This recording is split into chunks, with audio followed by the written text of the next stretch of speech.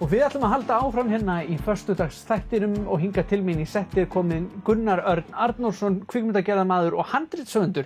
Velkominn. Þakka þér fyrir. Við ætlum að spjalla bara handritsgerð og kvikmyndagerð svona á almennum nótum. Já.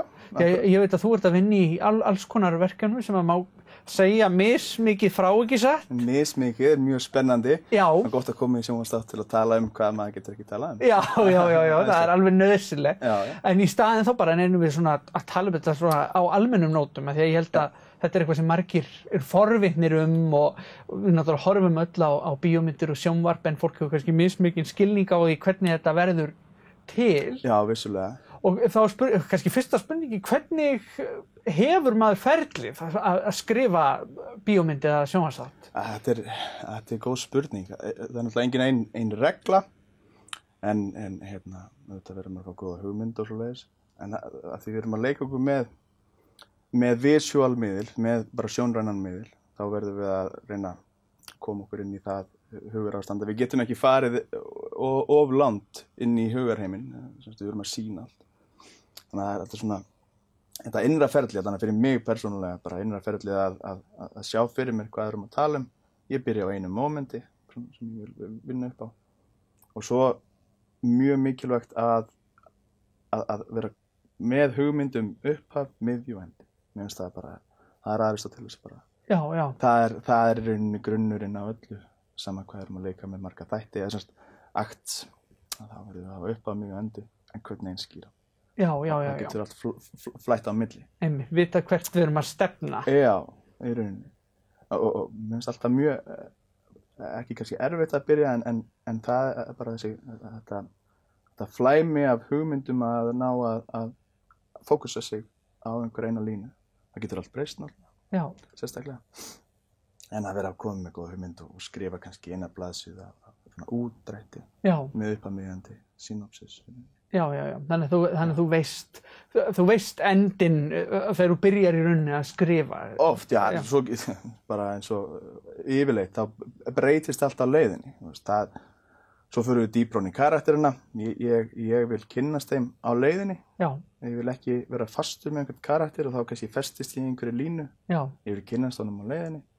Og þá kannski tekur karakterinn ákvörðun einhvers staðar og þá breytum við kannski miðjunni og andrinum. Já, einmitt. Mér finnst þetta mjög persónuleg nálgun, sko. Já, nei, algjörlega, þannig að þú kynnist þeim, þannig að maður vill ekki hafa miklar fyrirfram mótar hugmyndir hver karakterinn er. Þetta er góð lína, ekki að vera of niður njörfaðar, og skapar svona smá tension á milli hugmyndina og svo þetta praktíska, en ekki heldur, sko, já, þú voru að finna balansin, sko. Já. Og það er náttúrulega kannski flóknara, þú veist, bíómyndir afmarkaðra form heldur en sjónvarpsþættir til dæmis. Algjörlega, það er algjörlega rétt, það er allt annað form.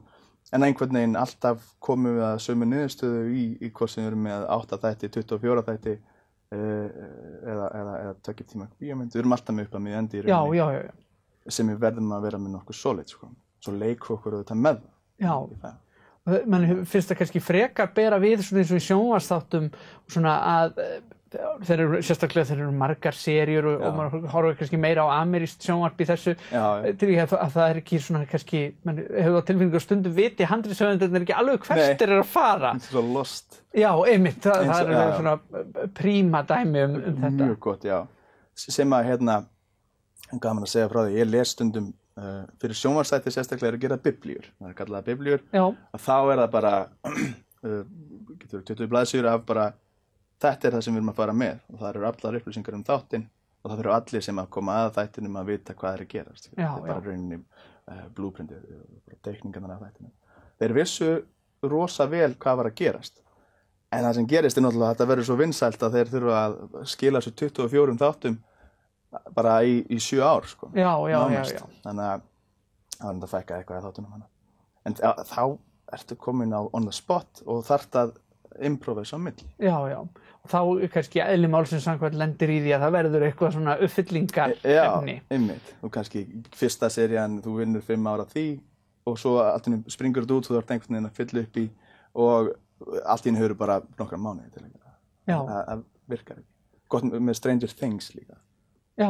Í biblíunni þar stendur til dæmis hérna að næsta sería, ef næsta sería yrði ætti að gerast árið 1990 bara eftir, svolítið svona stemming eftir 10 ára. Já, einmitt. Þannig að þú sért ekki svona eins bundin af fyrri seríunni, að þú veist, það gefur kannski meira frelsi. Já, en það sem gerðist við það náttúrulega bara þetta 80s nostalgían, hún verður svo rosalega vinsæl þarna, að það bara skellt á næsta ár og þá ertu komið með sömu karaktera sem þurfa einhvern veginn að halda áfram með. Já. Kannski varst ekki alveg, en það finnst mér persónulega 2 og 3 ekki eins og 1. Nei, ég held að það sé mjög margir í þeim bát, ég tek undir með þeir í því. Já, það er svona. En hvað, núna er svo, ef það er einhverju að horfa sem að hafa áhuga á því að spreyta sig til þess að skrifa fyrir, þannig að hvað ráð hefur svona til nýgræðinga í faginu?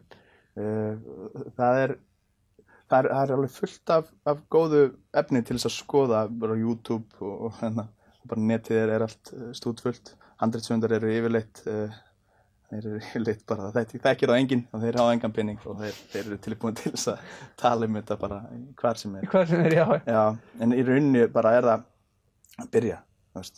Það bara ekkert á því bara að skrifa út eina blaðsíðu, byrjum þar, halva blaðsíðu af bara, hvað gerist hérna í byrjun upp að bara hvað er sagan og hverjir eru það, hvað eru það til við? Allar sögur eru bundnar við það hvaða karakterir eru þarna. Já.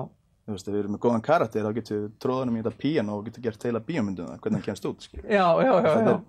Ef karakterinn er grípandi og mennskur, þá getum við komið honum fyrir í kertastekki í Fríða og dýrið, skilur. Og við elskum kertastekkan, Lumière. Já. Það veist, hann er mannlegur, við tengjum við hann.